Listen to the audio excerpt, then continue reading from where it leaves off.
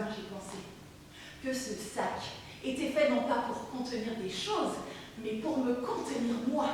Et ça a été comme une révélation. Ça m'a rendu tellement euphorique que je suis tout de suite entrée dans le magasin et j'ai acheté le sac parce qu'il n'avait plus aucun pouvoir sur moi et je me suis sentie super bien pendant le reste de la journée.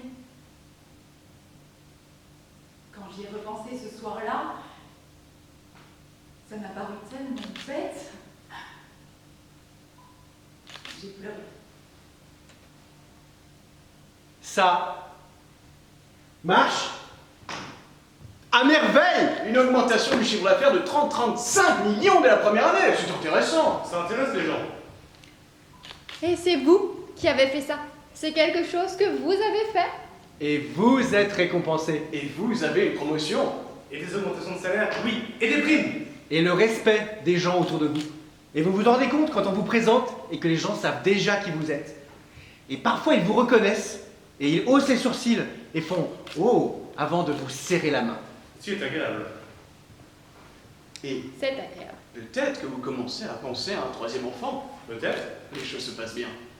Vraiment bien. Je me dis que je pourrais devenir bouddhiste.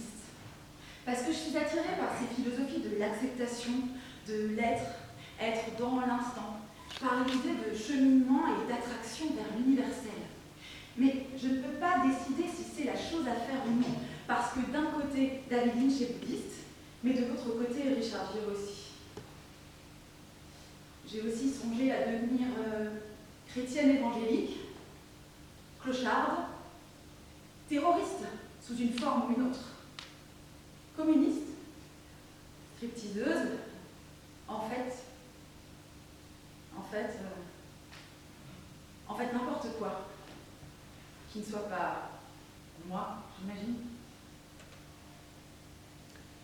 Et il se peut que vous considériez ce qu'une personne fait à une autre personne comme une chose réelle, je veux dire. Et que d'une certaine façon, les nombres et les chiffres et la façon dont vous faites ces choses ne sont pas réels.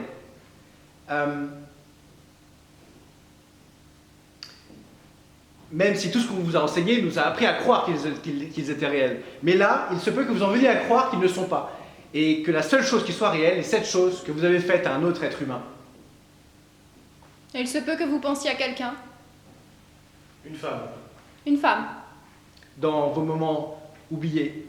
Ou quand vous sortez avec des amis, ou que vous faites une présentation, ou quand vous faites l'amour avec votre partenaire. Image de quelqu'un. Une femme Dépassée. Une femme. dépassée. Et non, ce n'est pas juste la faute de... Je veux dire, il y a d'autres facteurs qui entrent en jeu. Peut-être que cette femme ne s'est jamais sentie en phase avec. Le monde. Mais je veux dire qui, putain? Mais peut-être vous imaginez cette femme encore et encore, de plus en plus clairement, comme si vous la connaissiez.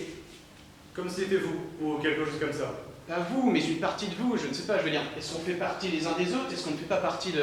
Et vous sentez comme elle est peu à peu dépassée par la vie, alors qu'elle essaie simplement de trouver sa place, putain, je veux dire. Est-ce que ce n'est pas ça que vous essayez de... Est-ce que ce n'est pas ça qu'on essaye de...